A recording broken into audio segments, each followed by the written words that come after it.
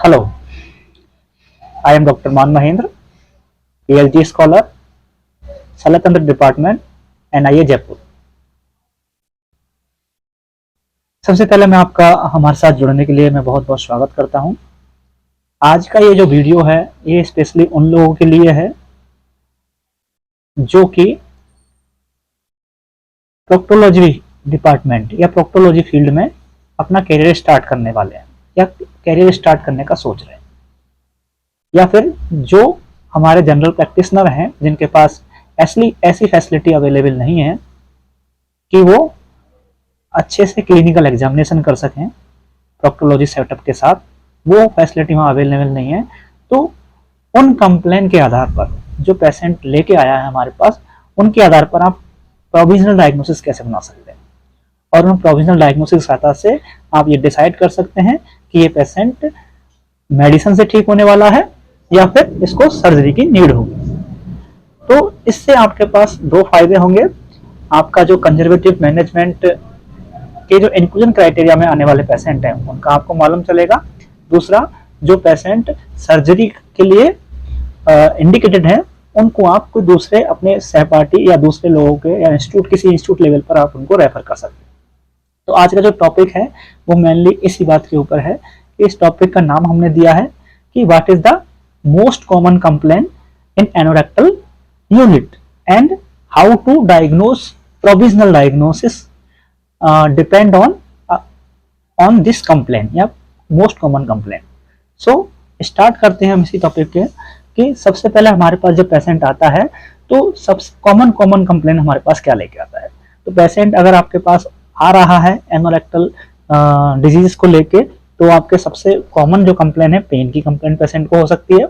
दूसरा, ब्लीडिंग की complain patient को हो सकती है। तीसरा, पेशेंट को प्रोलेप्स की कंप्लेन हो सकती है। चौथा, इचिंग कंप्लेन हो सकती है। इसके अलावा और भी कंप्लेन हो सकती है, जैसे प्रोलेप्स की कंप्लेन हो सकती है। ये बेसिक और मेन कंप्लेन है जिनकी वजह से पेशेंट आपके पास आता है। तो इन कंप्लेन के आधार पर आप कैसे डायग्नोसिस बना सकते हैं। जैसे मान लीजिए पेन है।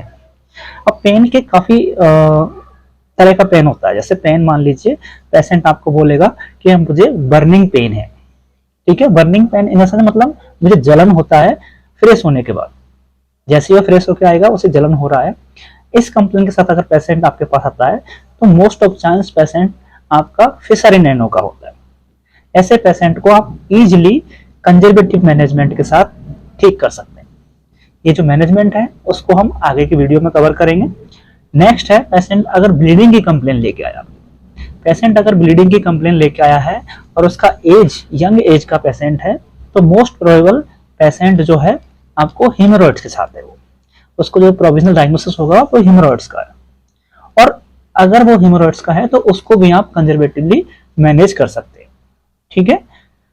थर्ड वन इज पेशेंट आपके पास पेन की कंप्लेन लेकर आया है परंतु पेशेंट को फीवर है, पेशेंट देखने से लग रहा है वो एंसियस है थोड़ा सा, तो आपको वरी करने की आवश्यकता है और पेशेंट एब्सेस का हो सकता है।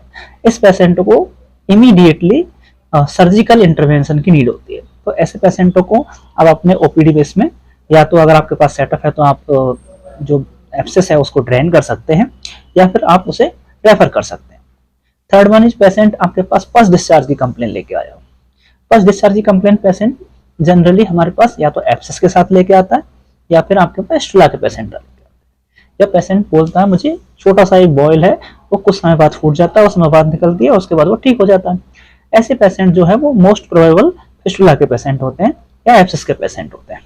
और एब्सेस और फिस्टुला के पेशेंटों को भी आप जनरली कंजर्वेटिवली ठीक नहीं कर सकते, इसलिए उनको भी आपको हायर सेंटर पर जहां पर फैसिलिटी हो ऑपरेशन के लिए वहां रेफर कर देना चाहिए।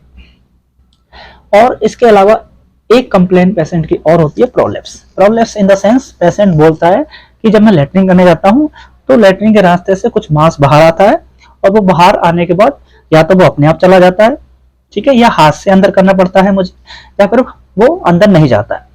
ये जो बेसिक कंप्लेन प्रोलेप्स की होती हैं पेशेंट, इसके आधार पर हम उसका ट्रीटमेंट निर्धारित कर सकते हैं हेमोरॉइड्स का।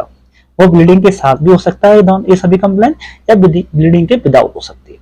अगर ब्लीडिंग के साथ है तो ब्लीडिंग को आप इजीली कंट्रोल कर सकते हैं आपके मेडिसिन के द्वारा, और जो प्रोलैप्स है, अगर प्रोलैप्स मान लो स्पॉन्टेनियसली अंदर खुद ही अपने आप अंदर चला जाता है फ्रेश होने के बाद, तो आप इसे कंजर्वेटिवली ठीक कर सकते हैं एक लिमिट तक। परंतु अगर मान लो पेशेंट मैनुअली रिड्यूस कर रहा है, उसे मैनुअली उसे अंदर कर रहा है नसों को या फिर प्रोलैप्स को, तो और रिड्यूस नहीं हो रहा है, तो आपको डेफिनेटली उसे रेफर करने की आवश्यकता है हायर सेंटर पर। ठीक है, इस तरह से आप ये प्रोविजनल डायग्नोसिस आप बना सकते हैं इन कंप्लेंट के आधार पर। होप आपको ये वीडियो पसंद आएगा, आपके लिए हेल्पफुल होगा। इसके साथ जो नेक्स्ट जो हमारे वीडियोस आएंगे उसमें हम आपको बताएंगे कि क्या क्या आप मैनेजमेंट इन चीजों के लिए कर सकते हैं। Thank you all of you.